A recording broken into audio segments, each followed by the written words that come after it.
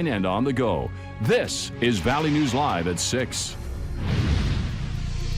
2 more people have died in Minnesota from severe lung injuries relating to vaping. That brings the state total to 3. Both were above the average of 50 and died after complicated hospitalizations. Investigators confirmed that one vaped a number of products, including some infused with illegal THC. The second is believed to have vaped a number of unknown products in addition to nicotine. Minnesota Governor Tim Walz says he's closely monitoring the vaping crisis. The governor says he wants to ensure Minnesotans that Minnesotans know the risks of vaping. There are some legislative options under consideration. They include raising the statewide legal age for tobacco to 21, prohibiting the internet sale of tobacco products, and the sale of all flavored nicotine and tobacco products. In 2017, according to our YRBS, youth usage of e-cigarettes was at 20%. Now 2019, we just got that data, and 2019 data is at 33%. As more minors are picking up the vaping habit, health leaders are looking for new ways to reach them beforehand. Valley News Team's education reporter Veronica Marshall explains the new push to target teens through coffee. West Fargo High School senior Dustin Mertz doesn't vape, but he has friends that do, and he worries about them. They say it's fine, but obviously there's stuff that shows that it's not good for you, and I don't want to see that anything happen to them. Experts say the problem comes from students not understanding the consequences of vaping because they're not accessing the right information. So a lot of times when we do talk to them, we bring up the stories on the news and show them the information, and a lot of them are pretty shocked by how bad it is for them. But not all students watch the news, and therefore they don't know about the latest information on the dangers of vaping. But now there's a new campaign that aims to reach them where they are. These are Fargo Cass's Java Jackets. We wanted to focus on the schools, so if schools have a coffee shop within them or a store that sells hot chocolate, it's natural to grab a coffee holder. So not only having them here, but having them in the concessions out at the football games and different sporting events, and the parents get those, they get to look at it, and it's a good way for them to talk to their kids like, hey, have you seen this? Do you know about this? How many people do you know that are doing it? Just to kind of get them and the conversation started. It's an absolutely great thing. And so far, the jackets have been a hit. You see people carry coffee, it almost is a little bit of a status symbol as far as, you carry it around, it looks cool, especially with kids. So we wanted to jump into that and attach our little spin to it. They're free, so I think they like that. I think it's a great way to spread awareness about it and just kind of show people that we can conquer it and we can stop it. As for Mertz, for now, he's going to keep telling his friends the old-fashioned way, by word of mouth. It's not worth it. The impact that it'll have on your life 20 years down the road isn't worth one thing right now. It's not worth it. In West Fargo, Veronica Marshall, Valley News Live. The same program just expanded into Jamestown. Central Valley Health District is working with Jamestown High School students, and Java Jackets are also being placed inside Jamestown coffee shops. It's not a tropical heat wave, but compared to the weather recently, today has been pretty good.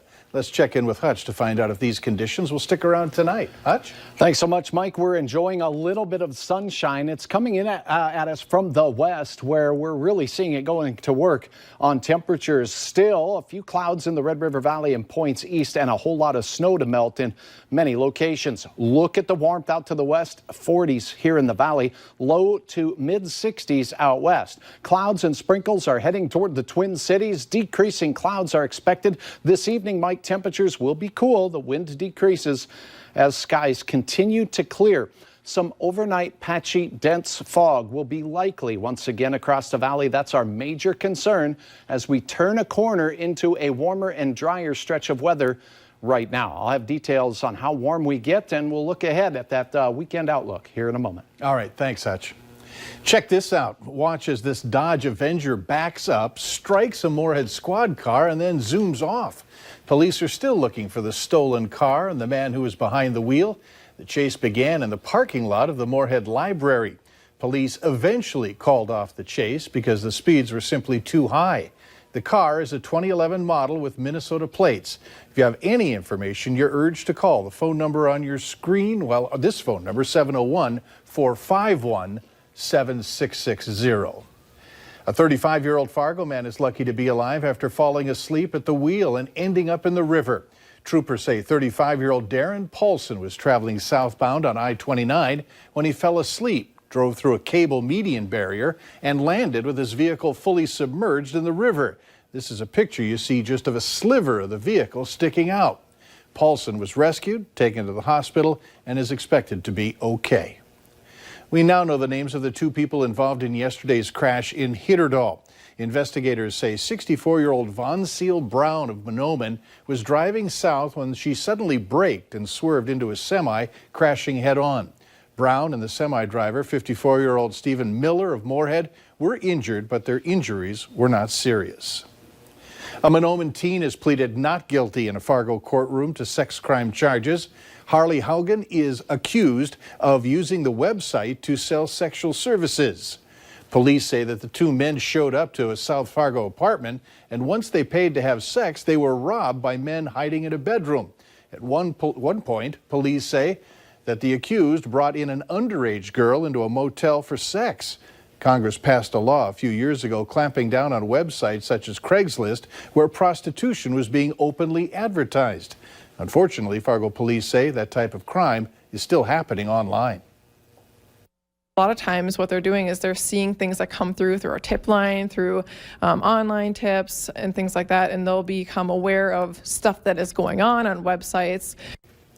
In just the last 3 years, North Dakota's Human Trafficking Task Force has helped 381 victims, including 89 children.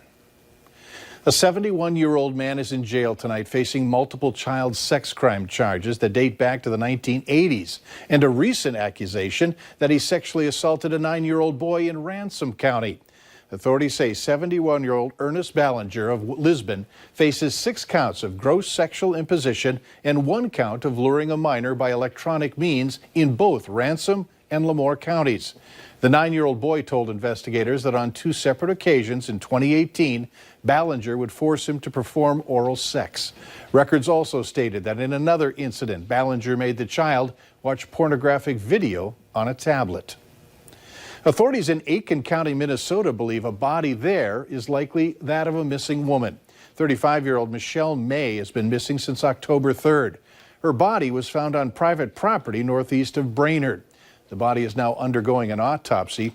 May is from Outing, Minnesota, which is 17 miles from where she was found. Fargo police are asking for your help locating these people of interest in active investigations. If you have any information about them, you're asked to call the tip line. The phone number is there on your screen, 701-241-8777, and reference the number on the photo. There are serious allegations out of Cass Lake Bena Elementary School. A family claims that a teacher struck a student on top of the head with a textbook last month. They say the boy had a previous health condition that the school is aware of, and that this blow to the head could have caused serious complications. The teacher is still employed, and the family will be speaking with the school board tonight at the Cass Lake Bena High School, wanting something to be done. Look for more on this story tonight on Valley News Live at 10. There's been an Andrea Larson sighting. She is enjoying a trip with others from the Red River Valley in Ireland. Among the fun times she has experienced, she kissed the famous Blarney Stone at the Blarney Stone Castle in Ireland. Valley News Live partnered with Colette Travel for this trip. Andrea will be back in the studio in a few days, and there are more photos on our website, valleynewslive.com. Later on Valley News Live at 6, farmers have a simple request as they anxiously await a return to harvesting. And we have active flood warnings from the Abercrombie area on the Wild Rice River all the way up to the international border. Major flooding taking place in the Oslo area. Here's a look at the expected river levels. A top 10 crest in fall. Your hour-by-hour forecast is coming up next.